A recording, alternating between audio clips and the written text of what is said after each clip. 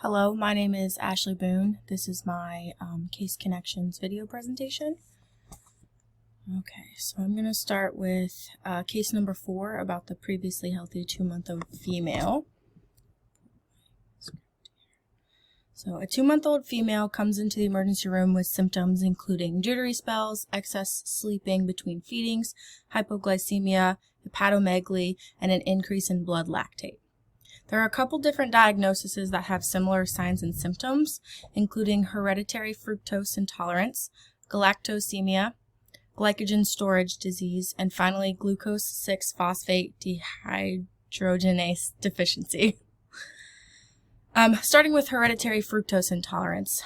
This is a metabolic disease caused by the absence of an enzyme called aldolase B. In patients with this disease, the ingestion of sugars such as fructose and sucrose cause low blood sugar because the glycogen cannot be converted back into glucose from their storage. This can also cause a buildup of glycogen in the liver. This disease is caused by a mutation in the ALDOB gene, which reduces the function of the enzyme that breaks down fructose. The mutation results in an unhealthy buildup of fructose 1-phosphate in the liver. This can later lead to liver death, hepatomegaly, things like that. Symptoms of this disease include chronic liver failure and kidney disease, diarrhea, constipation, hepatomegaly, which is also called enlargement of the liver, jaundice, yellowing of the skin, or abdominal pain. This hereditary fructose intolerance is commonly diagnosed in infancy when things like fruits and juices and other sugary foods like applesauce, things like that, are introduced into the diet. Although some of these symptoms match the 2-month-old patient, I do not believe that this patient has hereditary fructose intolerance because this patient is not yet old enough to ingest juices and fruits and applesauce and things like that. Therefore, I think it would be hard to consider this an option due to this diagnosis being common with the introduction of these things to the diet. Right now this 2-month-old is only breastfeeding every, 2-3 hours. So I don't think that's an option. Next up, galactosemia. This is a disorder that affects the carbohydrate metabolism and the ability of the body to convert galactosemia to glucose. This is caused by a deficiency in the enzyme GALT, G-A-L-T, which is known as galactose A-phosphate uridyltransferase. Not really sure how to say that. This is vital to the process of converting the galactose into glucose. It is important to diagnose this galactosemia early and so that you can introduce a lactose-free diet. Common signs and symptoms include excess vomiting, jaundice, hepatomegaly, amino acid buildup in the urine, and lethargy. Although this patient again has common signs and symptoms, including the lethargy, chronic fatigue, and the hepatomegaly, I again do not believe this to be the correct diagnosis because this can present itself in the urine. It is unknown to me, based on the case, whether there was a urinalysis done. And if there was, the case says that there was nothing else remarkable with the lab orders. So I'm going to say that this is probably not the right diagnosis. Next up, glucose 6-phosphate dehydrogenase. This affects the red blood cells with a defect in the glucose 6-phosphate dehydrogenase enzyme. This enzyme defect causes the red blood cells to break down too early. The breakdown of red blood cells is called hemolysis. The most common diagnosis from this lack of enzyme is hemolytic anemia. Again, the lab orders that were done on the 2-month-old say that the rest of them were unremarkable. So had this shown up, it might have been a red flag like, hey, this 2-month-old might have glucose 6-phosphate dehydrogenase. But I don't think that's the case. The most common signs and symptoms of this deficiency is jaundice, dark urine, fatigue, and shortness of breath. I don't think this is correct just because some of the signs and symptoms don't add up. Okay, lastly, we have glycogen storage diseases. These are a group of inherited disorders caused by deficient mobilization of glycogen or deposition of abnormal forms of glycogen, which can lead to liver damage and muscle weakness. Some cases even result in early death. Glycogen storage diseases are classified based on what organs and tissues they affect, and patients with GSD are missing the enzyme that breaks down glycogen.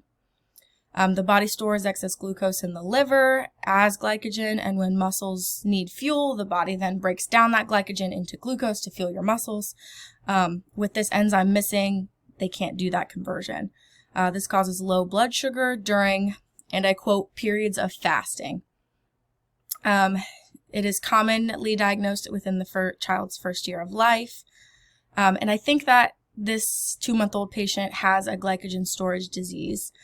The patient matches the age demographic of being diagnosed before a year old at 2 months old. The symptoms of hepatomegaly and hypoglycemia match. The hypoglycemia would cause the jittery symptoms that our 2-month-old is experiencing. And most importantly, the key sign of glycogen storage disorders is that the patient cannot maintain their blood glucose between feedings. That's why I think this patient has a glycogen storage disease.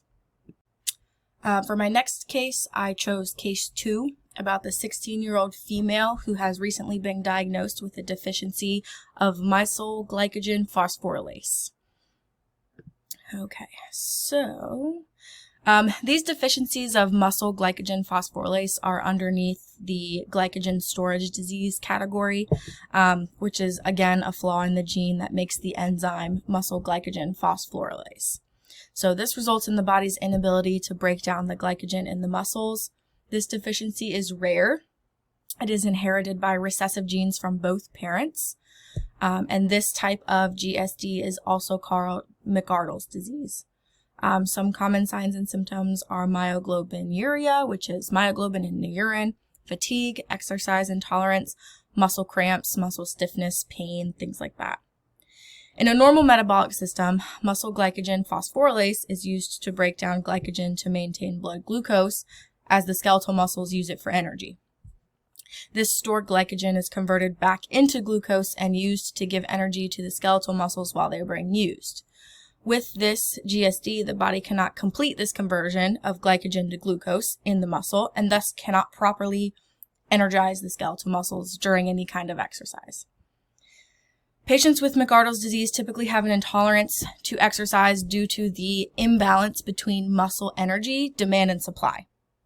Your muscle is demanding energy while your body is failing to supply it. This can cause fatigue, cramping, and even rhabdomyolysis, which is the breakdown of skeletal muscles, which can then damage your kidneys. Studies have shown that adopting a sedentary lifestyle also can be worse for the patient because this further reduces the oxidative capacity, which is blocked by the glycogenolysis. The greater the rate of physical activity, the greater the rate the body's muscle glycogen reduces. This is directly related to the intensity of the exercises. So studies have shown that patients with this deficiency can perform long exercise activities due to what we call the second wind phenomenon, which allows the body to fuel the muscles with intravenous glucose rather than the stored glycogen that they cannot convert to glucose. So the answer is yes, this patient can continue with her long walks while being cautious. As a patient with a deficiency in muscle glycogen phosphorylase, you will not have to get up in the middle of the night to manage your blood glucose because with this deficiency, the body can use the stored glycogen in the muscles, but from my understanding of this deficiency, the body can still convert the glycogen in the liver to help regulate the blood glucose. It just can't do it in the muscle storage. So I think no, she would not have to get up and check her blood sugar in the middle of the night. Overall, I think the 16-year-old patient will be able to live a normal, healthy life while she is being cautious about the foods she's eating and the exercise she participates in. My understanding from this case connection was that the patient only has a deficiency in the muscle storage, not the liver storage.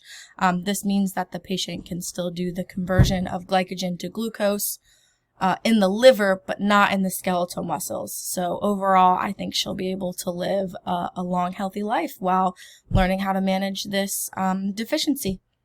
Thank you.